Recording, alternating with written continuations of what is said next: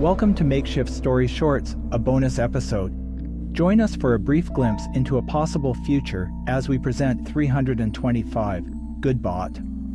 Read by Vern Hume. Opening and closing theme by Matthew Erdman.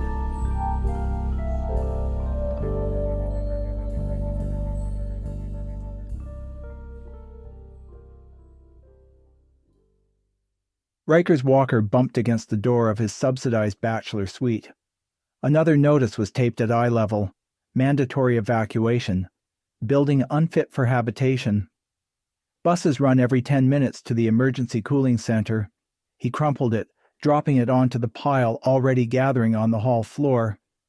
When he opened the door, marginally cooler air met him. He hobbled inside and batted the door shut. "Robbie?" Uncut nails clicked on the kitchenette floor. An old collie cross stretched his stiff hind legs, then limped across the floor toward him, tail wagging. The dog leaned against Ryker. He reached down and scratched behind one ear. Robbie looked up, eyes clouded, panting. "The heat dome can't last forever, pal. Let me get you some new water." Ryker crossed to the kitchenette and ran the tap, testing it with a finger. "Sorry, boy, that's as cold as it's going to get." He filled a bowl, then wheeled over to his favorite chair. Balancing on the walker, he lowered himself onto it. "Robbie, get the remote." The old dog barked once, mouthed the controller off a battered milk crate, and dropped it in Ryker's lap. "Good boy."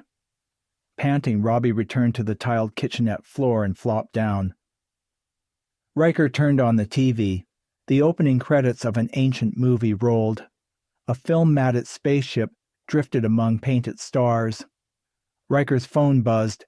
He checked call display and cursed. "Alyssa," he muttered.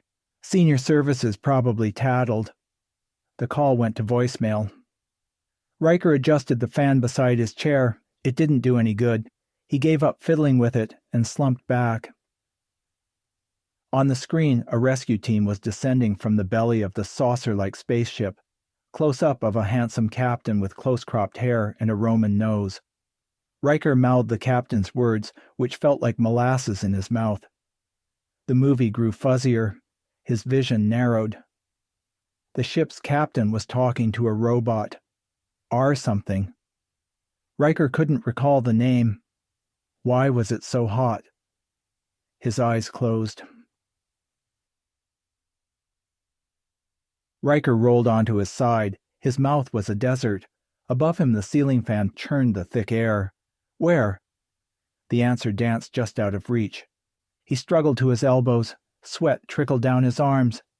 The space was dark except for a slash of blinding bluish light cutting across the floor from a crack in a blind. He knew that blue.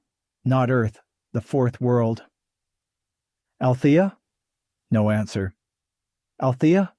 Right. She's gone with the evacuation expedition." Robbie whimpered from the kitchenette. Ryker twisted his head. "R9, I thought you left with them." He tried to swallow, but his throat was too dry. "You shouldn't have come back. The flare will burn out your circuits." The collie tilted its head and whimpered when the noisy fridge cut in.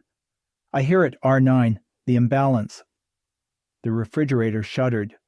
"I thought I could control the machines. Now they're pulling our star apart." Robbie limped to the flashing phone and mouthed it off the crate. "No point in bringing that here, R9. They'll be on the ship in orbit too far to pick up the signal. And there's nothing they could do, not enough time left to come back." Robbie dropped the phone and sat beside him. "Thank you, R9. He closed his eyes as Robbie licked his cheek. "The cooling protocol helps. There may still be a way to stop this." The old collie wagged his tail, panting. "The solar flares have started. We don't have much time, R9. Ryker squeezed his eyes closed. Robbie nudged his elbow. "I'm okay. I can get up on my own." He staggered against his chair. Robbie nosed the walker closer and barked. "Good unit. 20 years in high gravity, and I still need the legs." He grabbed the walker and began shuffling toward the kitchen. "Got to fix my mess." At the wall switch, he killed the lights. The ceiling fan slowed to a useless wobble. "Hear that? R9. Everything's out of balance. Only one way to—" He started to kneel, but his legs buckled. He hit the floor hard. Robbie edged forward, ready to assist. "Can't use the powered legs in the maintenance tunnels."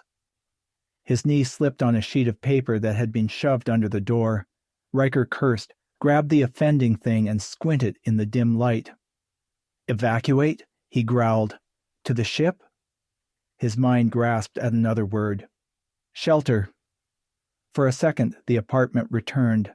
The notice, the buses, Alyssa calling. A flash of blue light from outside. "Too late, R9. I told Althea. I'm staying." He began crawling along the greasy wall, checking with one hand. "Power junction's here somewhere." He fumbled at a wall socket, fingers brushing a frayed lamp cord. Robbie snapped the cable in his teeth and pulled it clear before Ryker's fingers could reach it. "Thanks, R9. Got to get to the next one." Ryker crawled a few more feet, sweat marking the floorboards behind him. "I can't." Robbie sniffed his face, whimpered, then limped to the kitchenette and shoved his water bowl across the floor. Ryker watched through hooded eyes. "Good bot." He dragged one wet hand over his face. Breathing heavy, he leaned against the wall. "No regrets for you," he whispered. "No responsibility, just programming." "Leaking lubricant?" he said, as Robbie licked his hand. "It's the heat. Your seals are going." The collie eased itself up and began to pace. "I know, we need to hurry." "I was distracted listening to the machines," he gasped. "Althea kept asking me to go home." Ryker groaned as he rolled back onto his hands and knees. The other power junction shouldn't be that far. He began an unsteady crawl. "My fault," he whispered. "Althea grew up alone while I nursed the machines. Now they're all I have." The phone began ringing. "Alarm!" he exhaled. "Cascade failure. Too late for me. R9. Go!" He changed course and crawled toward the patio door. "I'll slow it down. That's all I can do." With the last of his strength, he reached up, slid the patio door open, and collapsed. "Go!" Robbie pawed at Ryker, licked his face, then barked until his throat rasped. Ryker didn't move. The suite was on the ground floor. Robbie turned, charged the patio screen, and bounced off. He charged again. The brittle frame buckled. On the third hit, the cheap plastic and soft metal gave way. He yelped as he tore through and hit the courtyard, bleeding. Blood trailing, Robbie ran from the courtyard into the street. An evacuation bus screeched to a halt, narrowly missing him. Robbie stood there, shaking and bleeding, until the bus driver climbed out. "Hey, move." Robbie caught her sleeve in his teeth and pulled. Ryker woke cold. He tried to move an arm but couldn't and began to struggle. "You're going to be okay. Stay calm." An unfamiliar woman's voice.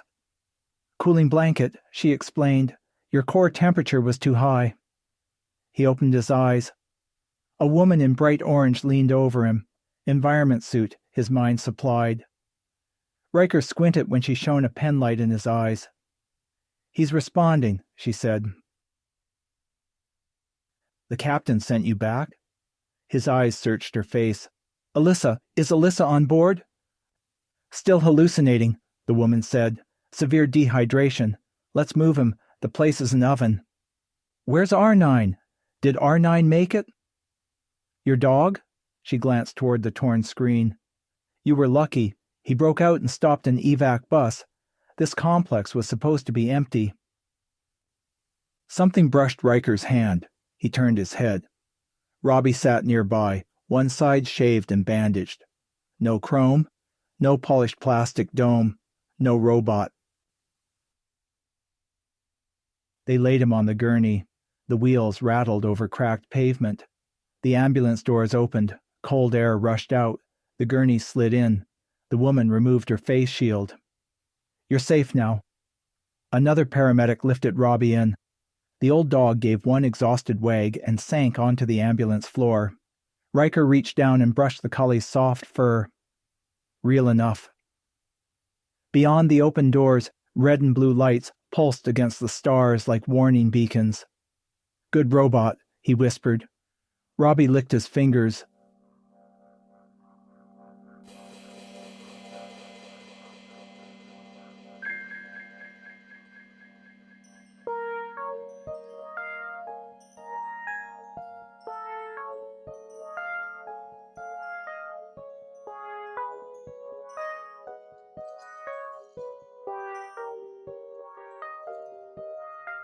I hope you enjoyed this bonus episode. Please share it with your friends. If you have time, leave a rating or review on your favorite podcast platform. This helps listeners find us and boosts the podcast's ranking. If you'd like to connect with us, please email makeshiftstories@gmail.com or visit our website at makeshiftstories.com. Makeshift Stories' main episode is released in the first week of each month. Today's story was written and read by Vern Hume, aka Alan V. Hare. Opening and closing themes were composed and recorded by Matthew Erdman. Audio production and editing by Vacata Studios. Makeshift Stories is released under a Creative Commons non-commercial, attribution, no derivative license.